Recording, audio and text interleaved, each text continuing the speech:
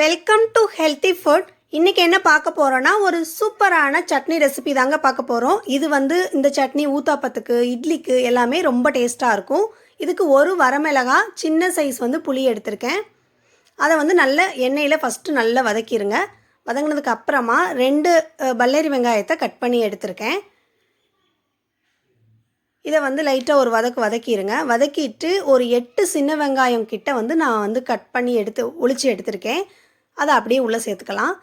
சேர்த்துட்டு இந்த வெங்காயத்தை நல்லா வதக்கிடணுங்க. இது எந்த அளவுக்கு நல்லா வதக்குறோமோ அந்த அளவுக்கு சட்னி டேஸ்ட்டாக இருக்கும். நல்லா வதக்கிடுங்க. இந்த அளவுக்கு நல்லா வதங்கினதுக்கு அப்புறமா 2 தக்காளியை நான் கட் பண்ணி எடுத்திருக்கேன். அதை உள்ளே சேர்த்துக்கலாம்.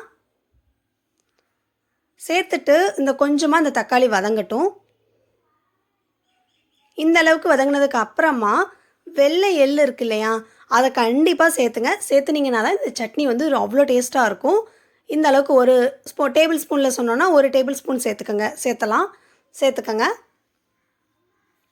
சேர்த்துட்டு இதை எப்பவும் போல் வதக்கிடுங்க. அப்படியே வதக்கிடுங்க. தக்காளி கூடயே சேர்த்து வதக்கிடுங்க. கருப்பெல்லு வேண்டாம், வெள்ளை எள்ளு சேர்த்துக்கங்க. வெள்ளை எள்ளு இல்லைன்னா இந்த சட்னியுடைய டேஸ்ட் கொஞ்சம் குறையும். கண்டிப்பாக இதுதான் முக்கியமான ஒரு இன்க்ரீடியண்ட். கண்டிப்பாக சேர்த்துக்கங்க. சேர்த்துட்டு இதை கொஞ்சம் நேரம் நல்லா வதக்கிடுங்க. தக்காளி நல்லா வதங்கி அந்த தோல் மட்டும் வர அளவுக்கு நல்லா வதக்கிடுங்க.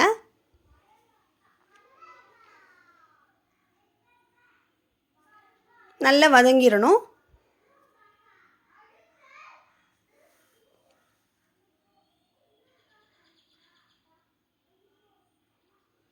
இந்த மாதிரி நல்லா வதங்கினதுக்கு அப்புறமா மண்டை வெல்லம் இருக்கும் இல்லையா, அதை ஒரு 1/4 டீஸ்பூன் அளவுக்கு தட்டி எடுத்திருக்கேன் நான். அதை சேர்த்துக்கலாம்.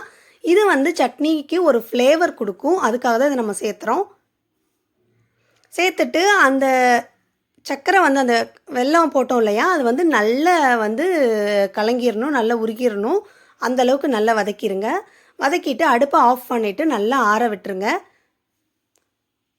நல்லா ஆறினதுக்கப்புறம் மிக்ஸி ஜாருக்கு ட்ரான்ஸ்ஃபர் பண்ணிடுங்க. அரைச்சி இப்போ எடுத்துக்கோங்க. அவ்வளோதாங்க, சூப்பரான சட்னி செஞ்சிட்டோம்.